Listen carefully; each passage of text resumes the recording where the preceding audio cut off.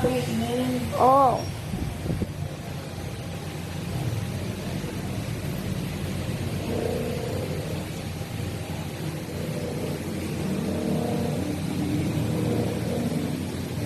Buti ng pagpagupit mo, natatapat ka rin ng barberong magaling.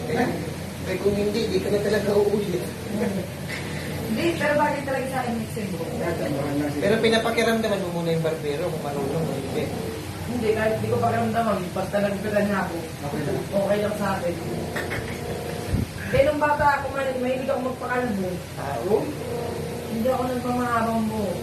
Hindi pang bultong mo yung kamalipak. Grade 2, grade 3, nagpapakalbo talaga ako. Buti di ka na sumboy.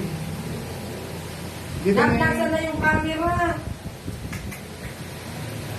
Kukulit ni Jeno. Ginagawa ko. Sila, nangalay ka Si na. kuya na nga lang. Kung na nga lang kuya, ano mo lang.